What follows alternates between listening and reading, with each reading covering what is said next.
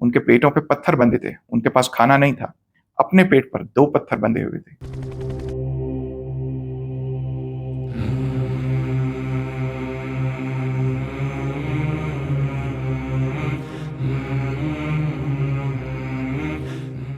نحمدہ ونصلی علی رسولہ الکریم، اما بعد فاعوذ باللہ من الشیطان الرجیم، بسم اللہ الرحمن الرحیم۔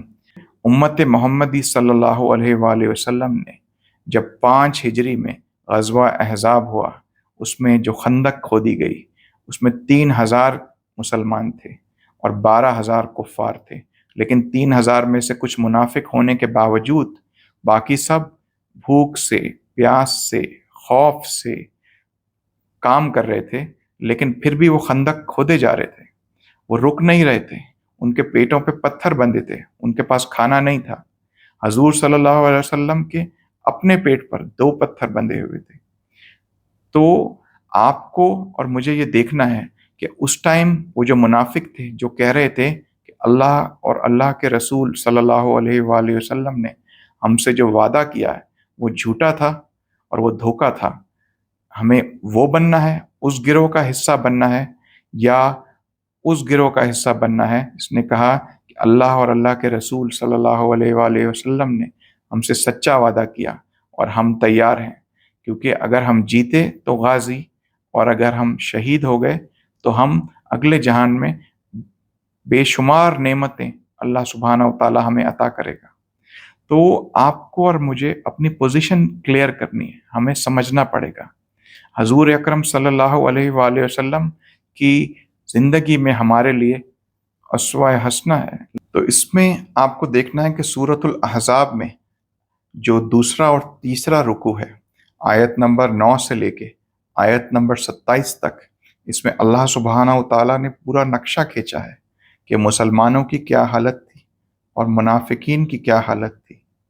اور اس میں یہ دیکھنا پڑے گا کہ مسلمانوں کو پورا نقشہ بتانے کے بعد یہ بھی کہا گیا کہ تمہارے لیے رسول اکرم صلی اللہ علیہ وآلہ وسلم کی ذات میں ایک نمونہ موجود ہے، لیکن وہ نمونہ موجود ہے ان لوگوں کے لیے جنہیں اللہ سبحانہ و تعالیٰ سے ملاقات کی امید ہے، جن لوگوں کو اللہ سبحانہ و تعالیٰ کے روز قیامت پہ حساب دینے کی امید ہے، ان لوگوں پہ جن کو اللہ سبحانہ و تعالیٰ کے عذاب سے ڈر لگتا ہے اور وہ اللہ سبحانہ و تعالیٰ کی جنت میں جانا چاہتے ہیں۔ تو یقیناً رسول اللہ صلی اللہ علیہ وآلہ وسلم کی زندگی ہمارے لیے ایک نمونہ ہے، اور اس نمونے کا فائدہ کون اٹھا سکتا ہے؟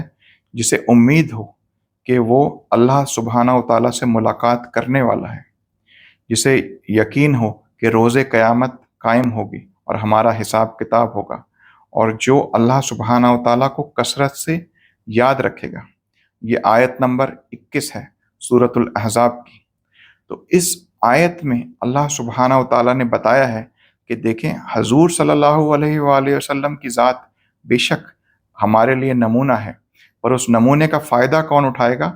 جس کو یقین ہے اللہ سے ملاقات کا، جس کو یقین ہے روز قیامت کا، جس کو اللہ سبحانہ و تعالیٰ کو صبح شام یاد رکھتا ہے، وہ بھولتا نہیں ہے، وہ گم نہیں ہوتا اس دنیا کی چکا چوند میں، اس دنیا کی ریس میں، کاروبار کی اور باقی چیزوں کی، کہ میں گھر بنا لوں اتنے سارے، میں اتنی ساری پراپرٹی بنا لوں، میں اتنی ساری زمینیں بنا لوں، میں اتنے سارے بچوں کو اپنے پڑھا لوں اور ان کو دنیا بھر کے ڈفرینٹ ملکوں میں سیٹ کروا دوں۔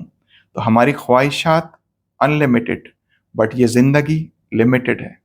تو یہ زندگی لمیٹڈ ہے، بٹ یہ ہماری ان لمیٹڈ زندگی کے لیے اسی کی بیس پہ ہمیں ملے گا کہ جو ہماری ہمیشہ کی زندگی ہے، اس میں جو ہمیں اجر ملے گا وہ اس زندگی میں ہمارے جو اعمال ہیں ان کی بیس پہ ملے گا۔ تو غزوہ احزاب میں 3000 لوگ غالب رہے 12000 لوگوں پہ، کیونکہ ان کے پاس ایمان تھا۔ آج ہماری آبادی 2 ارب کی ہے اور باقی لوگ 6 ارب ہیں، لیکن ایک ہی چیز کی کمی ہے، وہ ہے ایمان کی کمی، کہ ہمیں اللہ کے اوپر بھروسہ نہیں ہے، ہمیں اللہ پہ یقین نہیں ہے، ہمیں یقین نہیں ہے کہ روز قیامت کل کو قائم ہوگی، ہم اللہ کو یاد نہیں کرتے، ہم صبح شام ڈالر ڈالر، روپا روپا، سب اس کو یاد کرتے ہیں، ہم پیسوں کی پوجا کرتے ہیں، ہم اللہ کی عبادت نہیں کرتے۔ اگر ہم آج یہ طے کر لیں کہ ہم اللہ کی مسجدوں کو 5 وقت آباد کریں گے، تو آپ لکھ کے رکھ لیں مجھ سے، آپ کے اور میرے گھر بھی ضرور آباد ہو جائیں گے۔ ہم جس چیز میں لگے رہتے ہیں، حیا علی الفلاح حیا علی الفلاح، جب اذان دی جاتی ہے کہ کامیابی کی طرف آؤ، کامیابی کی طرف آؤ، تو ہم دیکھتے بھی نہیں ہیں کہ پتہ نہیں مؤذن کیا کہہ رہا ہے، چلو یار یہ میٹنگ ختم کرتے ہیں، چلو یہ بزنس ڈیل کلوز کرتے ہیں، چلو اپنی جاب پہ چلتے ہیں، چلو تھوڑا سا کمیشن بناتے ہیں۔ یعنی ہماری پریفرنس اگلی دنیا ہے ہی نہیں، ہماری پریفرنس یہ دین ہے ہی نہیں۔ ہم وہ دین چلاتے ہیں جو ہمیں سوٹ کرتا ہے، ہم وہ دین نہیں چلاتے جو اللہ کو چاہیے۔ اگر ہم اللہ کی عبادت خالص اللہ کے لیے کریں تو اللہ ہم سے راضی ہو کے ہمیں وہ سب کچھ عطا کرے گا جس کی ہمیں خواہش ہے۔ تو اگر ہمیں جو خواہش ہے وہ اللہ ہمیں ویسے ہی عطا کر دے گا۔ اللہ سبحانہ و تعالیٰ اسی سورۃ الاحزاب میں آیت میں فرما رہے ہیں کہ ہم نے اپنی طرف سے ہوا چلائی جس نے ان کے خیمے اڑا دیے، جہاں ان کے کھانا پک رہا تھا وہ دیگیں الٹ گئیں اور خیموں میں آگ لگ گئی۔ پھر اللہ سبحانہ و تعالیٰ کہتے ہیں ہم نے ایسے لشکر اتارے جن کو تم نہیں دیکھتے تھے۔ تو اللہ سبحانہ و تعالیٰ تو وہی ہے، ہمارا دشمن بھی وہی ہے، لیکن میں اور آپ بدل گئے، ہم منافق ہو گئے، ہمارا ایمان کمزور پڑ گیا، ہمارا یقین کمزور پڑ گیا اللہ سبحانہ و تعالیٰ پہ۔ تو ہمیں اپنے آپ کو دیکھنا پڑے گا کہ ہم اپنے یقین کو کیسے مضبوط کریں، ہم اپنے آپ کو اللہ کے اصولوں کے مطابق کیسے ڈھالیں۔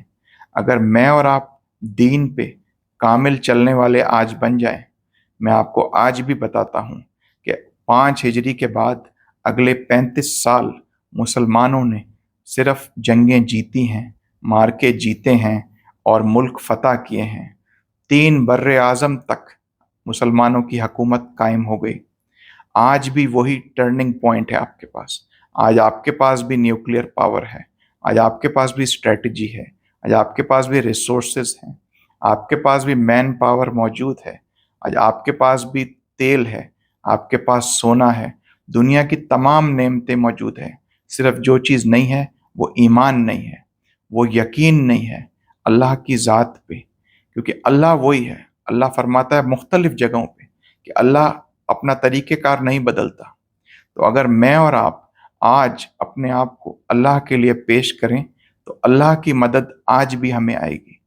اللہ کی غیبی مدد اور اللہ کی ظاہری مدد دونوں آئیں گی، اور اللہ ہی کی مدد سے ہی ہم جیت سکتے ہیں اس دنیا کو دوبارہ۔ وما علینا الا البلاغ المبین۔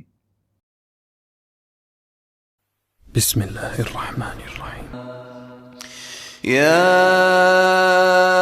أيها الذين آمنوا اذكروا نعمة الله عليكم إذ جاءتكم جنود فأرسلنا عليهم ريحا وجنودا لم تروها وكان الله بما تعملون بصيرا إذ جاءوكم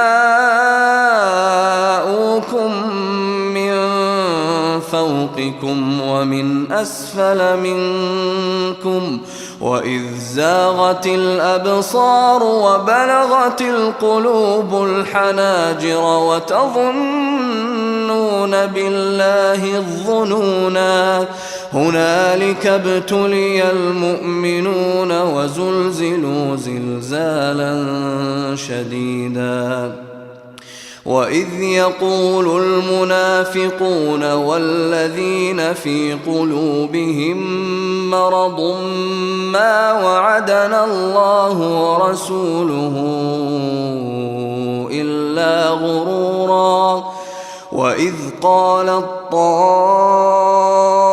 طائفة منهم يا أهل يثرب لا مقام لكم فارجعوا.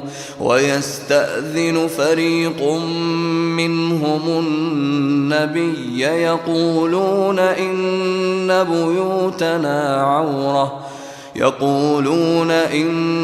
بيوتنا عورة وما هي بعورة إن يريدون إلا فرارا. ولو دخلت عليهم من أقطارها ثم سئلوا الفتنة لآتوها وما تلبثوا بها إلا يسيرا. ولقد كانوا عاهدوا الله من قبل لا يولون الأدبار وكان عهد الله مسؤولا. قل لن ينفعكم الفرار إن فررتم من الموت أو القتل وإذا لا تمتعون إلا قليلا. قل من ذا الذي يعصمكم من الله إن أراد بكم سوءا أو أراد بكم رحمة ولا يجدون لهم من دون الله وليا ولا نصيرا.